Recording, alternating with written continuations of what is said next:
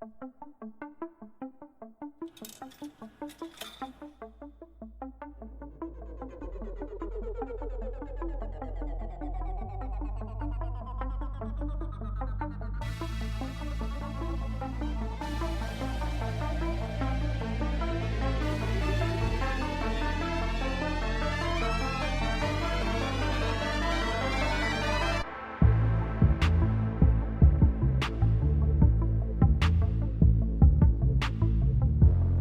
everybody, and welcome to Some Patches Required, a show where we hope to educate and entertain you on the ever-turbulent games industry. I am, of course, one of your hosts, Aaron. And I am your other host, Zach. And neither of us are erstwhile. I needed to say that on the recording, because I completely misused that word last time. But anywho, before we jump into the meat and potatoes, as Zach always likes to say, of the show, welcome back to all of our returning listeners. If you've been with us for a while, we say it every time, but we genuinely mean it when we say we can't appreciate or express our appreciation enough for your continued support. And if you are new to the show, welcome. Thanks for giving us a try. Hopefully you enjoy what we have to talk about today. And if y'all collectively would not mind too terribly sharing the show with a friend, a mortal enemy, hitting the subscribe, like, whatever you can do to help us keep the show growing and getting, dare we hope, better, that is, of course, very much appreciated. And today we have a topic at hand that I think a lot of you will probably enjoy getting to kind of dig into, because we're back to Ubisoft. Another day, another Ubisoft issue. Yeah, I was trying to is it Raw or whatever? It's like a WWE fight going on right now with Ubisoft and private investment yet again. Because as Michael Bell likes to say, the vultures are circling the dying and decaying corpse of the once, I think in some ways profound publisher and developer that's had kind of a almost decade-long kind of death spiral. It's felt like a decade to me. I haven't actually mapped this out all the way. It's probably your timeline's probably not too far off there, all things considered. But it's fascinating to kind of look at the different reasons across time that different companies have tried to wrestle control of Ubisoft away from the Guillemot family. I say Guillemot. Yeah, I don't know. They're French. But yeah, so the main point we're trying to dig into today is Ubisoft is, depending on your perspective, under attack from the outside yet again. This time from a private investment company called AJ Investments that are proposing fairly radical changes in order to more or less save Ubisoft from itself. For the record, this, like I said, has happened in the past, usually in the form of majority investors trying to come in and buy a majority share in this company. In the past, this may have actually been an attempt to get in on something that was printing money. That is 100% not the case here. We'll dig into some of the nitty-gritty of it in a sec, but this is 100% an attempt to salvage a once valuable company from basically the dumpster gutter where it currently resides. And the circumstances and specifics are actually pretty intriguing. Yeah, I would say, just to kind of elaborate on the point of how far they've fallen, at least in the eyes of kind of like the financial space and the stock market. I within the last year, I believe they were trading at about €94, and now they're down to like €9. And it's just been kind of like a consistent drop in stock price for quite some time, led largely by, I think at least, the weak leadership of the Guillemot brothers. So to your point, it's interesting to see this AJ investment company come in and basically say that all of the minority shareholders, which make up about 70% of the stock, are basically getting screwed by the Guillemot family and Tencent, which own roughly like 25% of the stock. Yeah. It's a very interesting situation because, like, as you'll learn while we talk through this process, both sides have very kind of like valid concerns and some less valid concerns. Because I do think that the Guillemot brothers have been making a ton of really bad decisions and wasteful decisions that don't make any sense. Like, it's been cited, like their investment into NFTs and AI are a waste of money. But at the same time, AJ Investments calls their investment in games like the new Prince of Persia game as a waste of time, because though it did well, and I've heard it's great, Aaron, I haven't played it, but I've heard nothing but phenomenal scores on that game. But, private equity, they consider that a waste of time and money because it's not printing out the buku bucks, so to speak. And that's bad because obviously it's a good game. Yeah. In that sort of thing, we're back into the brutal calculus of living in a capitalist society where producing games on this scale, whether those be small scale games individually, we're talking about the overall scope of Ubisoft's business, in which case we are talking about a very large operation, right? And so that does not come cheap. So the people with that much money usually have that much money because they don't actually care about what they're making. They care that what they're making sells. They care that what they're making engenders brand loyalty, not in so much that it gives fulfillment to players or, provides, deep satisfaction or meaningful storytelling or inventive mechanics or anything like that. They care about brand loyalty insofar as that it is a bankable check, right? So that's what we're looking at here in terms of a game that, again, I haven't played, sadly, but by all accounts is probably the best thing Ubisoft put out in years. The new Prince of Persia game that takes it back to its old side-scroller roots. That was never going to be as big a hit as, some giant live service thing, or I'm sure they had hoped a Star Wars tie-in marketed as the first open world Star Wars game. But yeah, that sort of thing would seem like an afterthought, a waste of time to someone who's looking to streamline an operation without considering, the artistic merit of any sort of like actual product. And they've straight up laid out to Aaron, to your point, that they have no intention, AJ Investments has no interest or intention in crafting new IPs. They've straight up told us in the letter that was put out that they want a refocus on purely Rainbow Six Siege, Assassin's Creed, Far Cry, Watch Dogs, and then, other Tom Clancy titles like Splinter Cell was specifically mentioned. So, Again, we're at this wonderful time where nothing can be original. We can't take risks. We have to double down on the IPs that we have, which, of course, is funny because Prince of Persia is not a tiny IP. But that point aside, that's just another one of the negatives mentioned. And, when you're looking at like AJ Investments and what they want to do. And the only other one I want to mention, just because we've had plenty of conversations about layoffs and kind of the toxicity of the games industry right now. There's a lot of talk of trimming the fat and either laying off a massive amount of people at Ubisoft or divesting from studios. And when you divest from a studio, that studio could do well on its own, or it might not. It is dependent on a lot of factors, but they're definitely looking to shake things up in order to, basically increase the stock price closer to 40 to 45 euros from roughly like 9 or 10 euro. Right. Which, man, there's so many different like angles that I want to approach this from.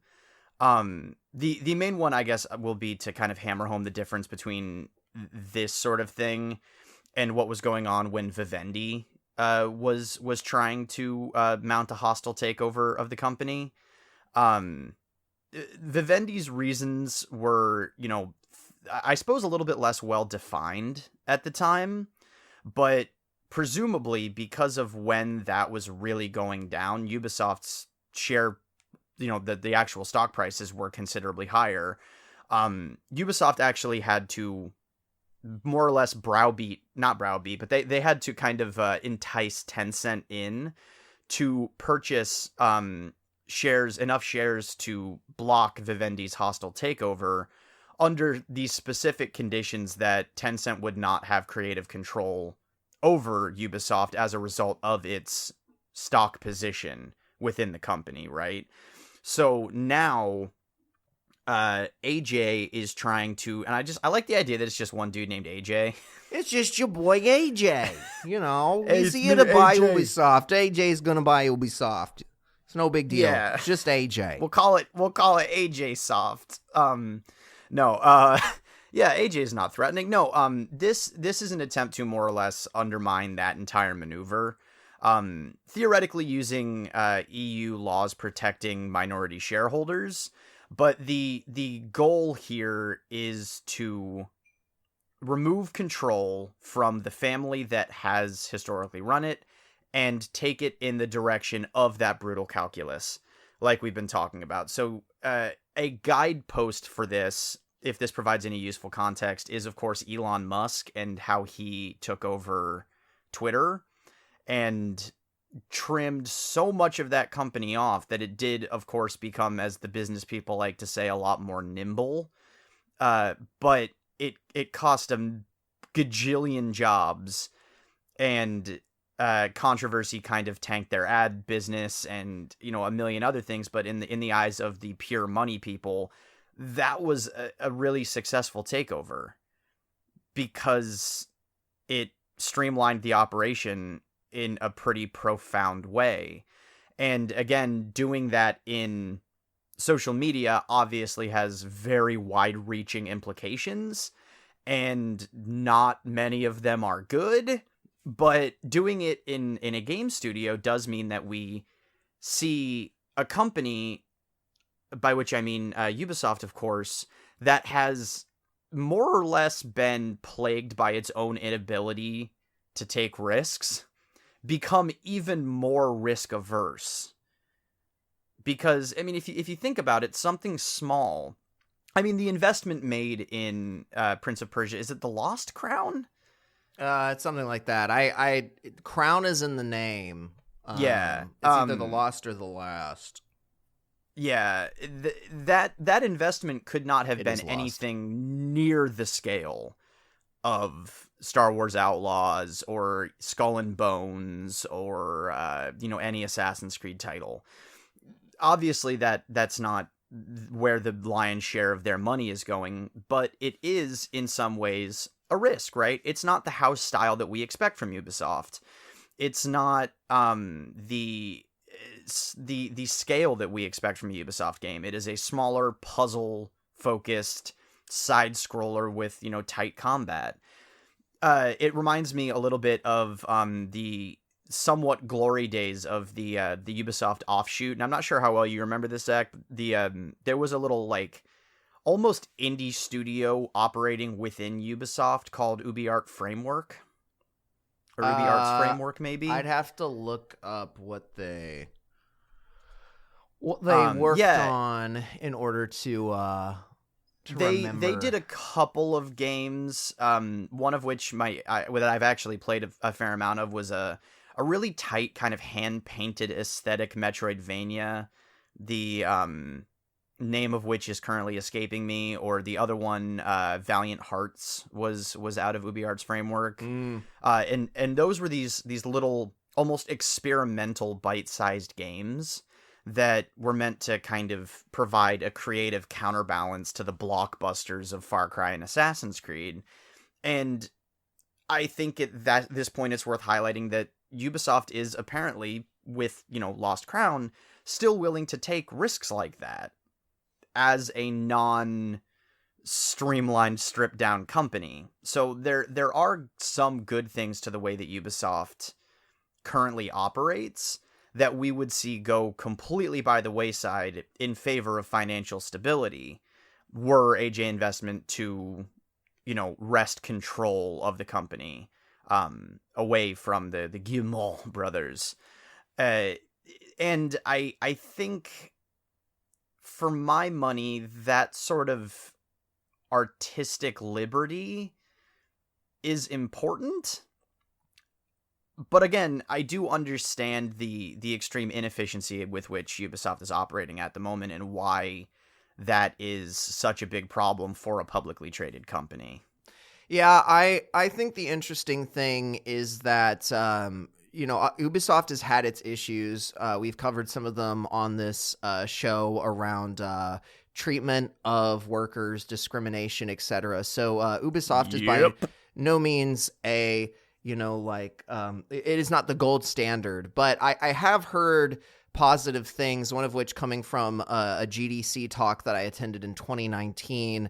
I can't remember the name of the studio that was presenting their game, but it was something that was kind of like spaceship-esque. But regardless, the individual I was talking to was talking a lot about how, at least in his portion of Ubisoft that he lived in, this game basically came out of being a passion project that a lot of people were working on in their free time. So my understanding is that a portion of Ubisoft, at least during one time period, was very dedicated to letting people kind of run with their own creativity. And if that turned into a game, Ubisoft was like, great, we'll make some money on people doing things that they care about. But I would say that they've been kind of creatively bankrupt on all of their mainstay games for a very long period of time. And they've all kind of just morphed into being the same thing. And we'll end up talking about our opinions on, why Ubisoft is good or bad or whatever. But to your point, Aaron, the Ubisoft that we have today is more likely to take risks than whatever this new proposed Ubisoft would be that AJ Investment wants to focus on. Of course, we'd get rid of gross things like probably blatant use of AI. We potentially would get rid of that, or NFTs, but we'd also lose a lot of jobs, a lot of potentially really cool smaller scale games, and other stuff like that. Now I will cut in real quick to say, I think there's every possibility that we would be able to trim away the investment in like dumb Web3 and NFTs, just because those are clearly not driving profits.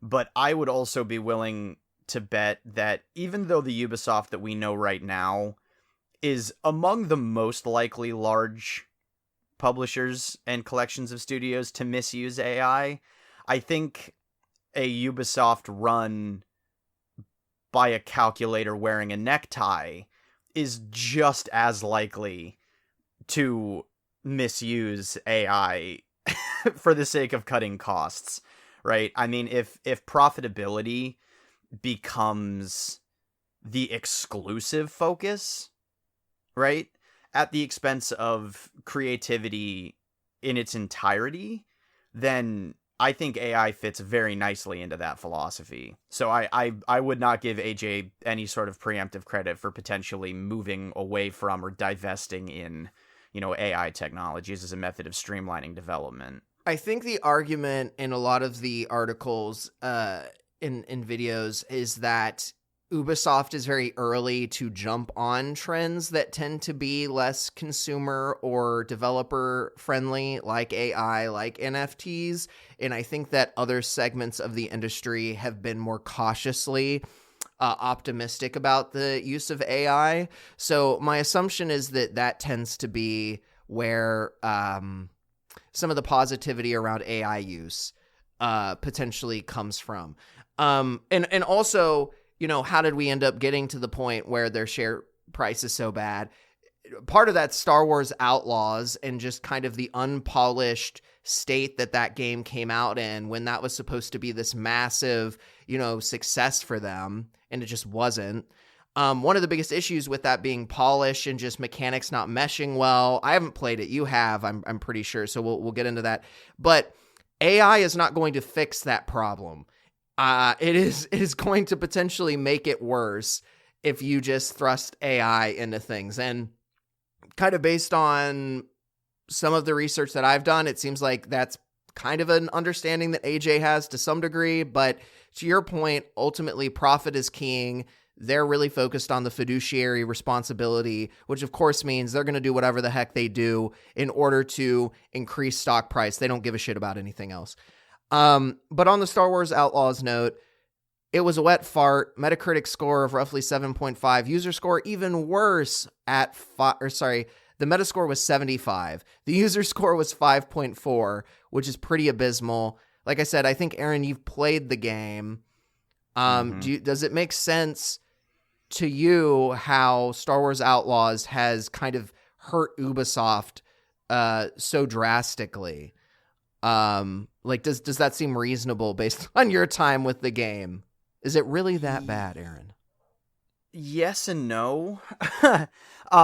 So I have been playing Star Wars Outlaws, and I can say that the game is, I think these scores are about on point. Realistically, like it's the most frustrating kind of game to try to review, because it is just so straight down the middle. In some ways, it's almost like refreshingly banal, in a sense, right? Like it reminds me a little bit of games that would have come out in the early 2010s, or maybe even a little bit earlier than that, in that it has like a couple of things it does pretty well, but it gets by based entirely on the IP, right? Like, if you were to take an old Star Wars game like Star Wars Bounty Hunter, which recently I think got a remaster and re-release from one of those teams that I think Saber maybe did that one, but it reminds me of that, where like if you stripped the IP away from the game that you're left with is very basic and very kind of unimaginative. And so then you get to the polish issues and the gameplay balance issues, which I will fully agree that, especially at launch and in the opening hours, maybe even the opening 10 hours of the game, depending on how you play it, the game is not very fun. The stealth mechanics are either so basic as to be dull, or so legitimately broken as to be frustrating beyond all reason. Eventually, they did introduce some patches to kind of work around that rather, but the gist of it is most of what makes the game fun later is not present in the opening hours, and is only unlocked through a fair amount of repetition. The game has crashed on me probably 25 times. I don't know how much of that impacted the initial sales of the game. I would actually argue that the initial sales of the game are almost the result of a Star Wars and Ubisoft Ouroboros issue, where there is, and you know, maybe if you can find numbers to completely throw me off, then feel free to share them with us. I would love to be proven wrong. I believe people are just sick to fucking death of Star Wars at this point. I don't think that there is a tenth of the excitement collectively for Star Wars content that there was when Force Awakens was coming out. The entire brand has been diluted down by bad movies with a lack of vision or planning, and then 23,000 shows usually with a lack of vision or planning, or that just weren't very good in general. And then I think you run into the fact that people don't have a good perception of Ubisoft right now. I don't think you can say, I'm really excited for this Ubisoft game, without somebody going, what? Like, really? Why? They haven't put out a good game in X number of years. Like, I think the entire culture around the people who are going to want to buy either a Star Wars game or a Ubisoft game are both kind of tired in general of both of those categories of entertainment. There's obviously enough people out there who just want to buy the shiniest new game, that are going to go out there and pick it up. And there's obviously enough Star Wars fans out there who almost probably love Star Wars more for the games than the movies at this point, which I think is a totally valid place to be. But I don't know if they were enough to drive sales. So I think if the game had come out to rip-roaring great reviews, it might have done a little bit better. But I also don't... I think the game was set up for moderate failure just by the nature of its own existence. I would agree. I'm actually trying to find some numbers on Jedi Survivor right now and their sales numbers. Those games outperformed, both of those games outperformed Outlaws in a pretty substantial way. Well, no, and I understand that, but what I'm more saying is I don't know that I think Star Wars is an IP that people can keep milking and people will continue to be excited about. I don't know if I agree that I think like Star Wars is tired, but I definitely agree with your sentiment around the fact that, you know, people don't get excited for the most part about Ubisoft games. I think the most excitement that I've seen about Ubisoft is around Assassin's Creed Shadows. And a ton of that is, I'm going to be honest, carried by the fact that it's in Japan.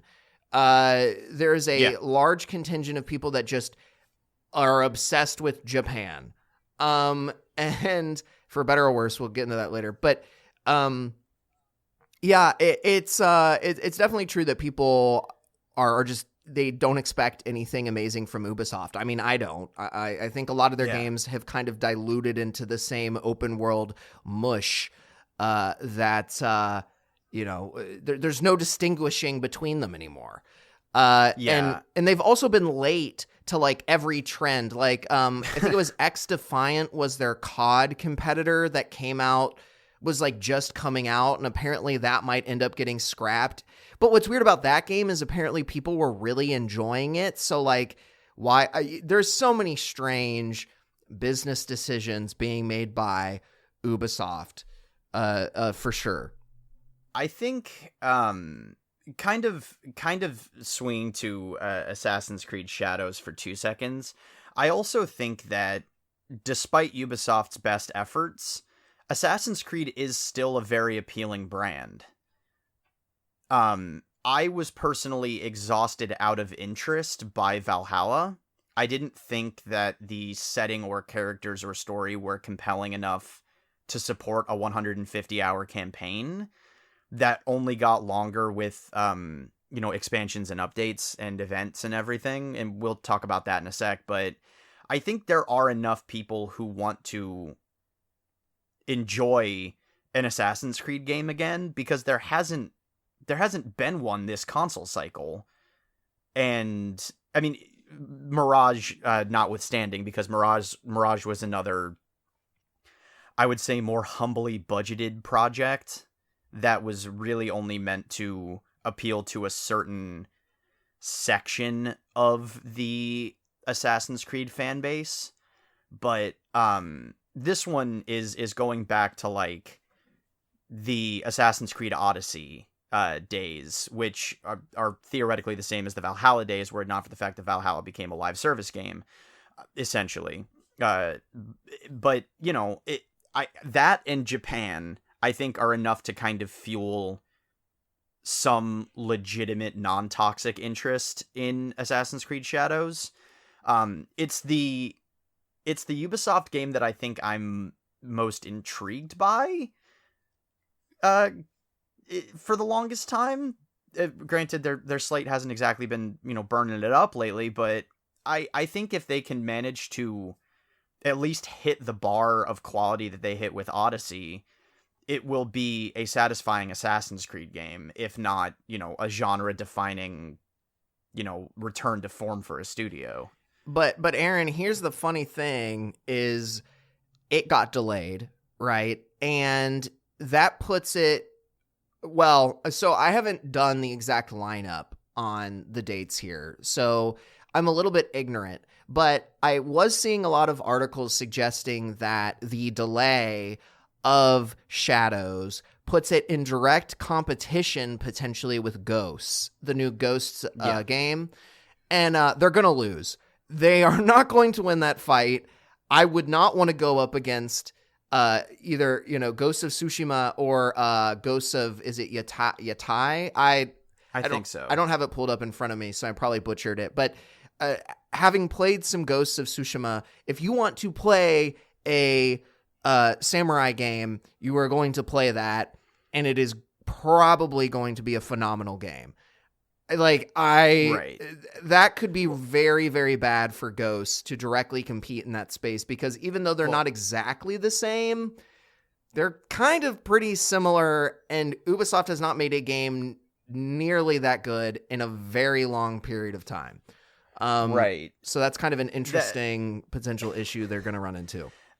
It definitely is an interesting potential issue, and then we'll kind of jump back into some of Ubisoft's other stuff here in a sec. But I would say yes, it definitely puts it within the year range, unless Ghost gets delayed, which is always possible.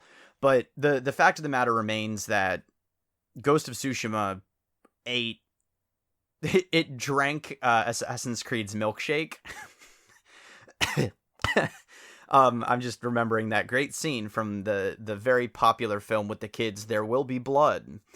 No, it did. It came in and it did Assassin's Creed arguably better. It wasn't trying to play in the exact same space, but by virtue of having both stealth and outright combat, and set in, this wonderful, fully realized historical setting, and one that people had been asking Ubisoft to do for Assassin's Creed for a million years, the game came out, and it just blew everybody out of the water, and more or less made people stop asking for an Assassin's Creed set in that time period, because you don't need it anymore. We already have what is arguably the definitive, sort of samurai experience in a video game. And it will be now releasing in the same year as that game's sequel / prequel / offshoot / story. Whatever it will be. Yeah. Yeah. Like just tonal kin with Ghost of Tsushima. So yeah, I think Assassin's Creed Shadows can really only be hurt by comparisons, because either by virtue of Sucker Punch being a really tight studio that was capable of producing an extremely stylish, extremely polished game with Ghost of Tsushima, that I'm sure they're going to translate that experience over to the new one, or maybe just by virtue of the scope of things, where for a stone cold fact that they're shooting for the 100+ hour mark with Shadows, and the new Ghost is not going to probably try and do that, because it knows it doesn't have to. So by virtue of those two things, Ghost is going to come out, it's going to be more polished, it's going to be more stylish, it's probably going to have a much more satisfying narrative, or at the very least a much more coherent narrative, and then Shadows is going to try and come in and be like, well, we're not trying to do the full-on prestige samurai movie thing, we're making an Assassin's Creed game, just come have fun in it. And it's not going to feel as good, it's not going to look as good, and people are going to directly compare them, whether those comparisons are warranted or not.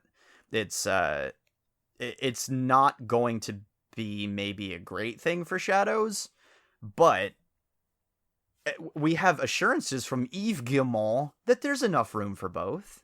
That's good. I'm glad they're going to hug it out.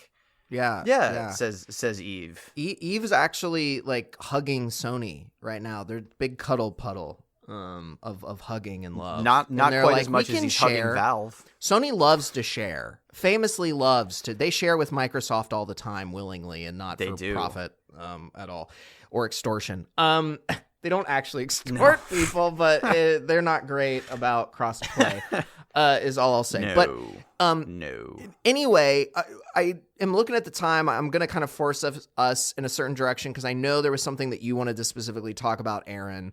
But on the note of the game getting delayed, Shadows that is, it's getting delayed for a good reason, which is to say that Star Wars Outlaws was not as polished as Ubisoft had wanted, and they're actually going to start pushing out a bunch of polish and updates to the game prior to it coming out on Steam, in order to make a really good effort of people buying on Steam, getting a finished solid product, which I think is ultimately commendable. And that's ultimately what kind of led to kind of a pushback on Assassin's Creed Shadow coming out in November. So I think that's ultimately a good decision. I think that's a positive. Some of the other business model changes that are coming out to kind of try and curb this investor pushback against Guillemot and Tencent is they got rid of season passes. They've stated they are no longer going to do season passes. They stated they are no longer going to do paid advanced access. We've talked about that this year and how much we fucking hate it. And they've also said that they are going to start releasing on Steam like from the jump instead of there being a 1-year delay. And the thing that kind of leads into a point that Aaron is interested in around Uplay is a lot of these things, not so much the season passes and necessarily the advanced early access, but a lot of the way that Ubisoft was trying to funnel customers was by getting them into Uplay, which is, of course, their subscription service and platform. And why do they want to do that? Well, it's recurring revenue. Ultimately, they make way more money on you if you are a subscriber because you might forget about it. And it just keeps running for a year, charging you like $20 or whatever it is. And it's just easier and more reliable than them expecting you to continue to buy their games. And I know, Aaron, that you said that you think Uplay is a big portion of why Ubisoft has kind of declined in value in terms of the quality of their games and some of their decisions. To some degree, I think that Uplay is, if not a cause of it, then it is at least indicative of just how kind of like fragmented their strategy has been. Because at face value, having your own storefront and platform is great. Right. In theory, it means that you get to keep a bigger portion of the revenue from each game sale. It means that you are integrating people into not only an ecosystem, but also an economy that more directly benefits you, the publisher, or you, the developer. And if you have a robust catalog of games that people want to come back to, or in the case of some other notable ones, at least one game that people are willing to deal with your interface to get to, it makes business sense.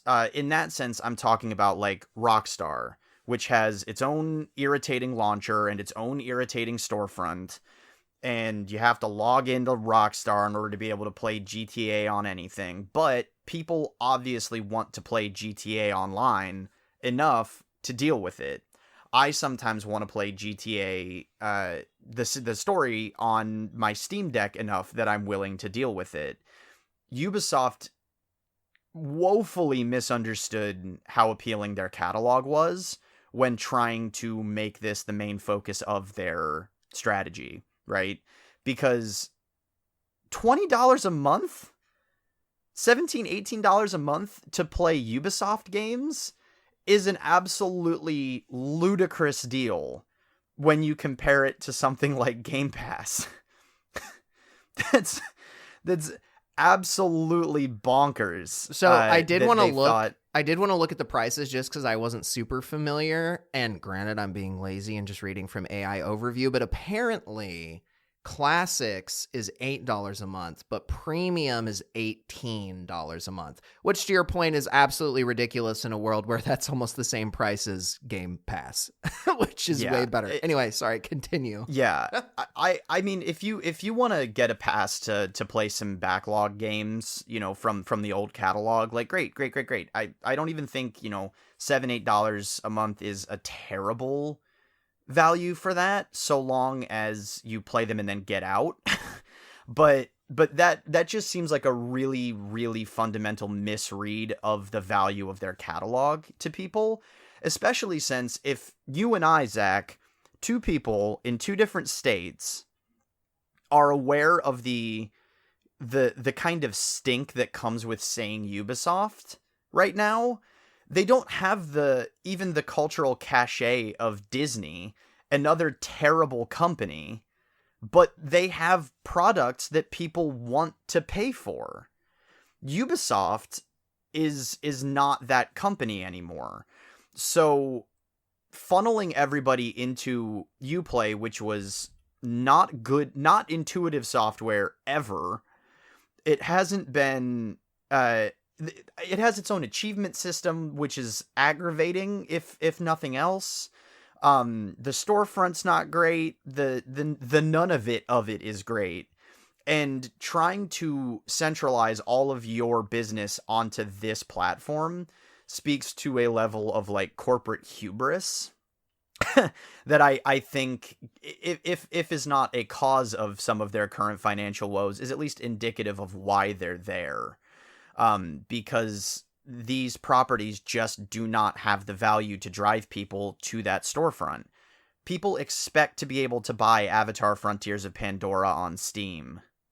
Also, weirdly enough, that game, I was looking at the Metacritic scores for it, and it's like solidly just an average game. And I don't mean that in a mean way. I mean that in actually a positive way, because I kind of expected it to not do well. But I looked at the Metascore, it's a 72, and the user score is a 7.2. So, like, people are not hating that Pandora. Frontiers of Pandora.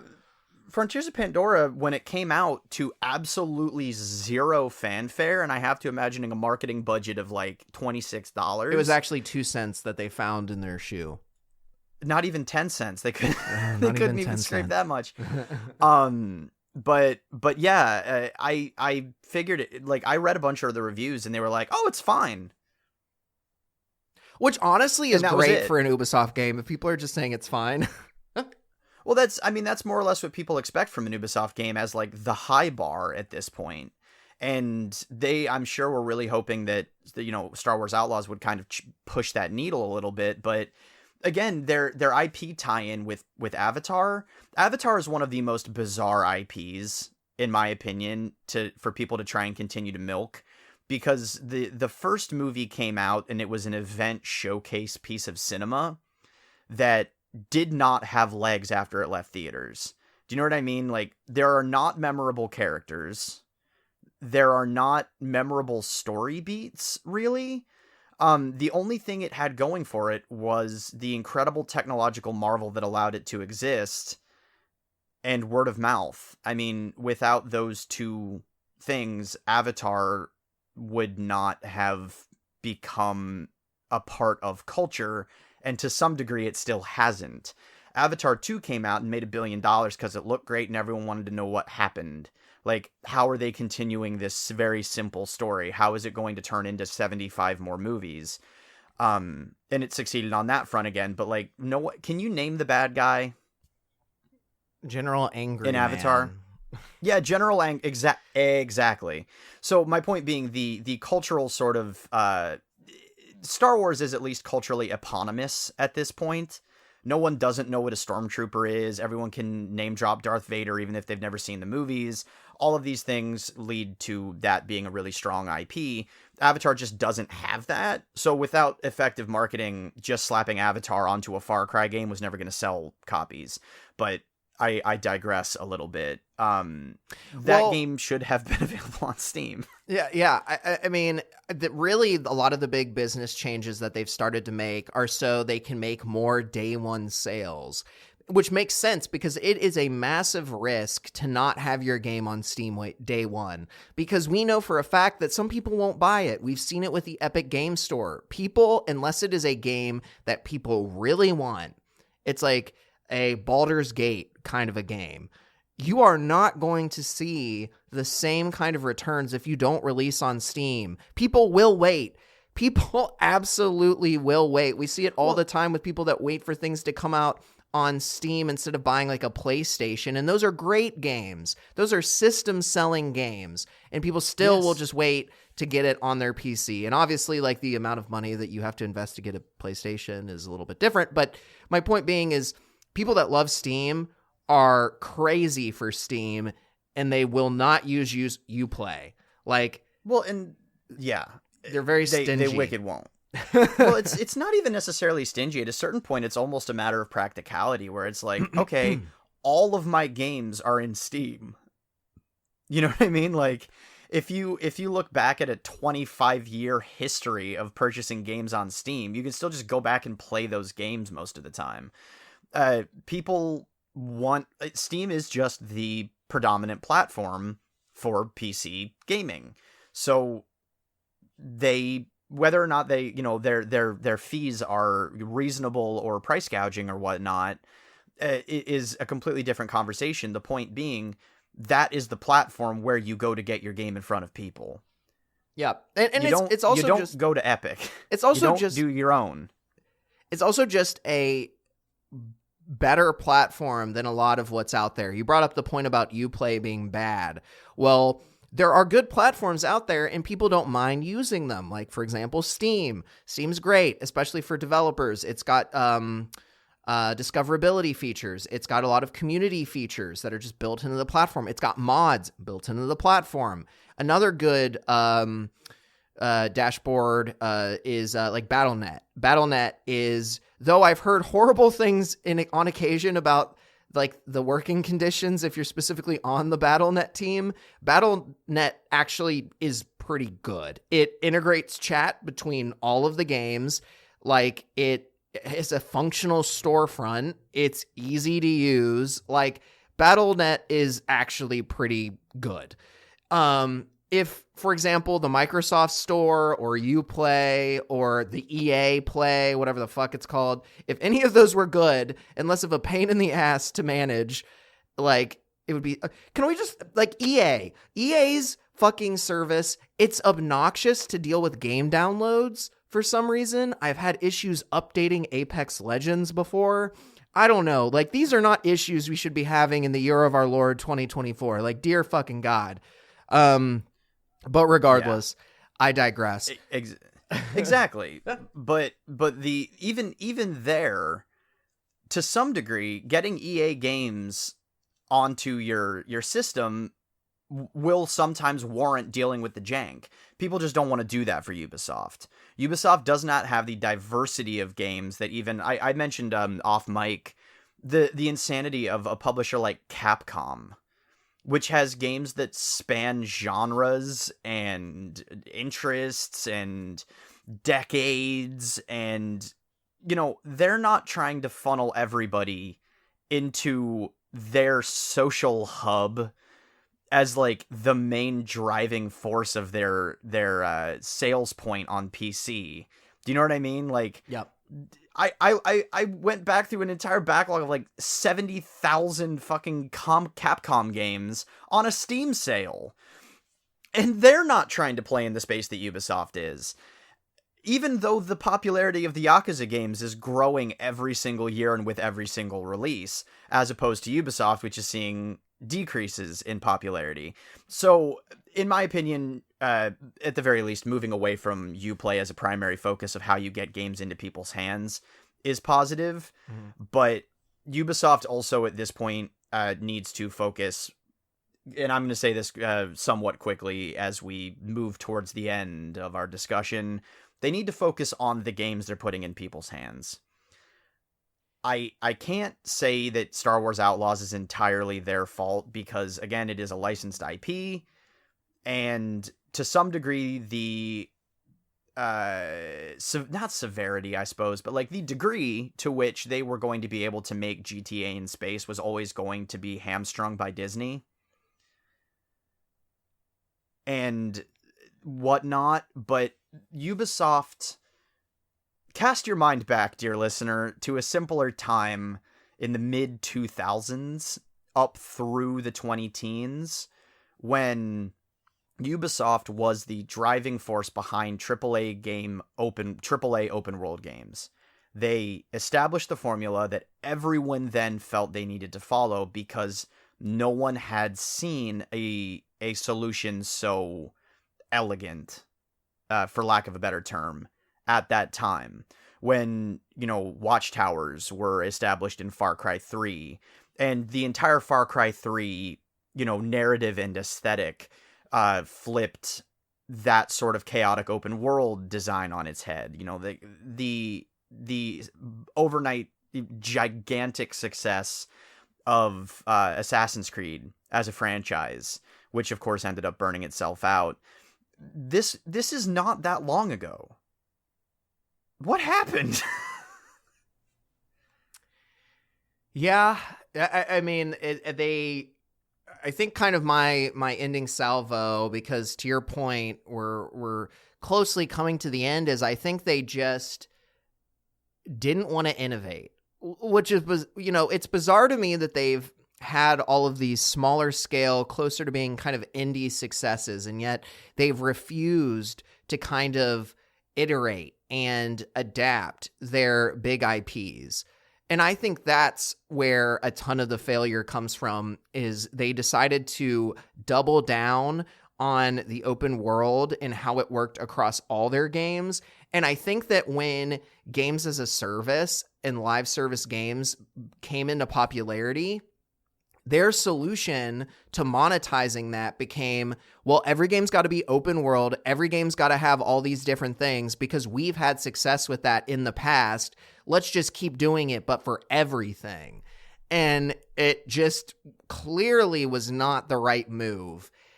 And I feel like they're trying to figure out, how do we distinguish all of these IPs from one another? I'm exaggerating a little bit because obviously all these IPs aren't the same thing.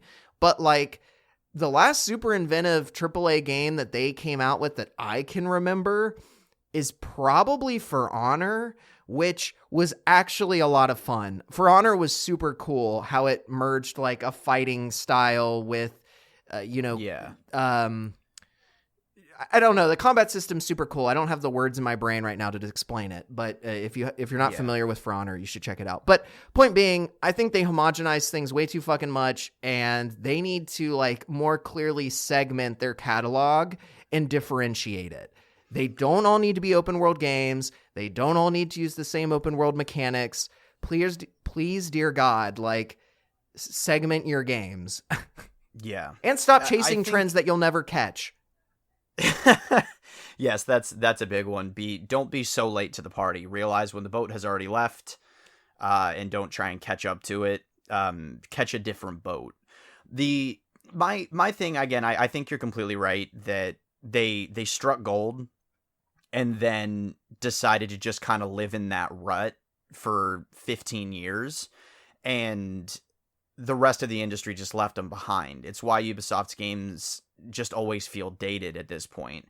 I think it also speaks to a larger structural issue, possibly due to the sheer number of studios under the Ubisoft umbrella, none of which seem to, possibly with the exception of Ubisoft Massive, none of which seem to maybe Montreal, get to take ownership of any project really from start to finish, right?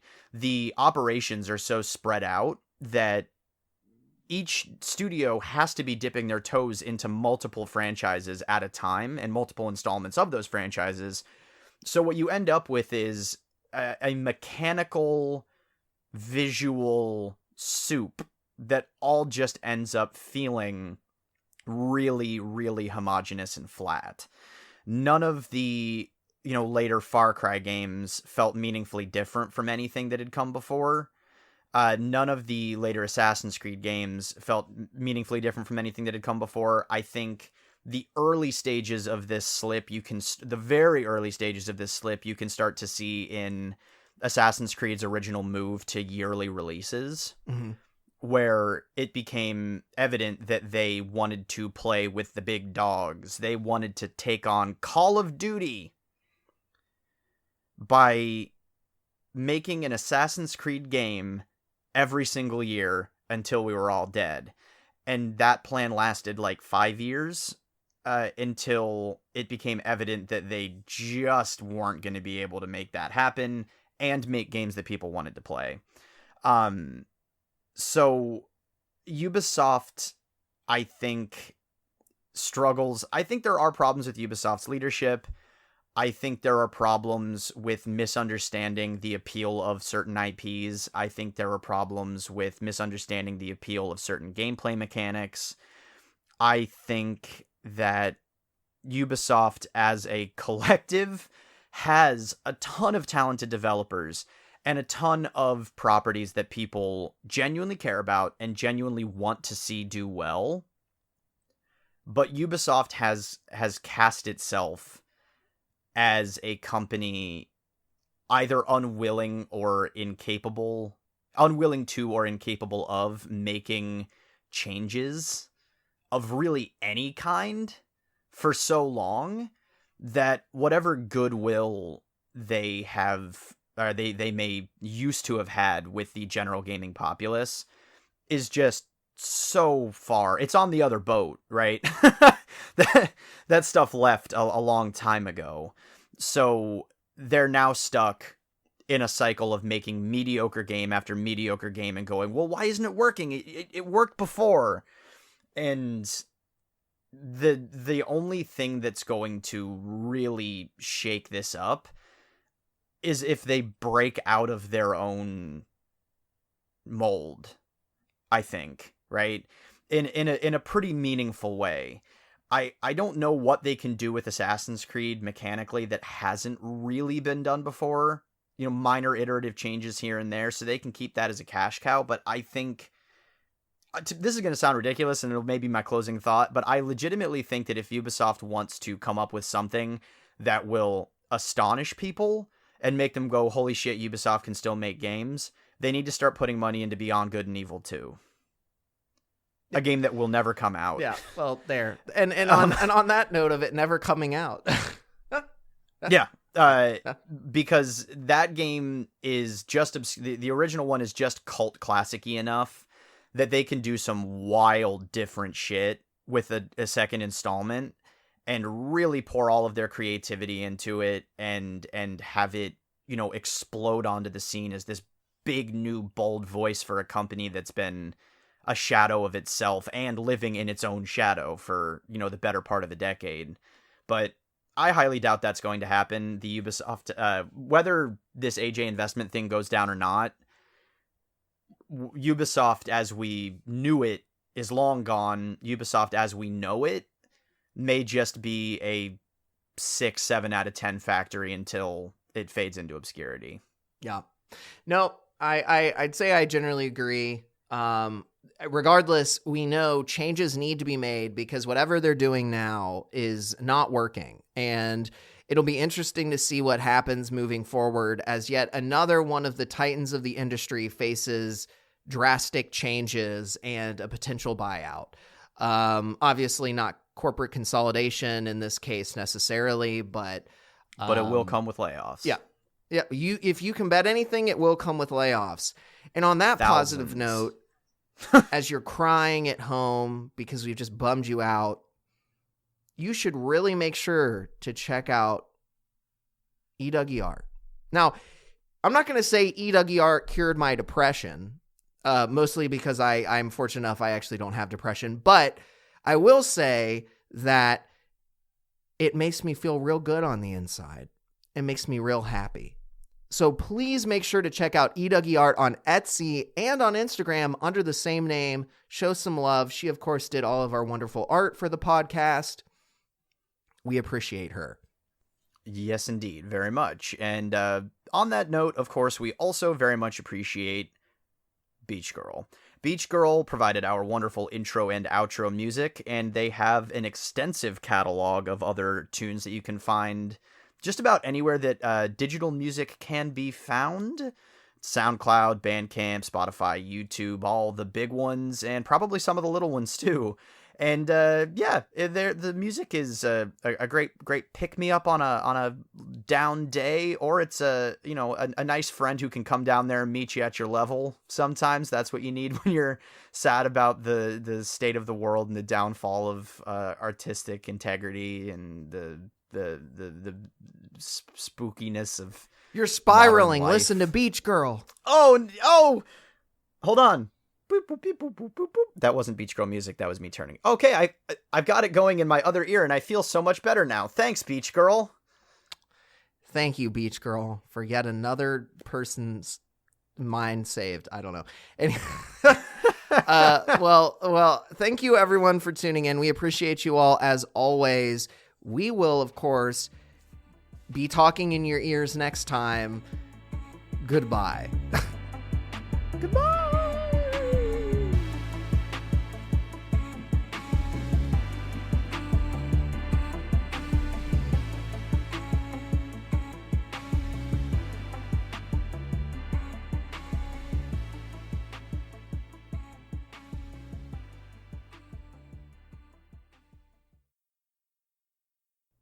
It's just your boy AJ. You know, he's here to buy Ubisoft. AJ's gonna buy Ubisoft. It's no big deal. It's just AJ.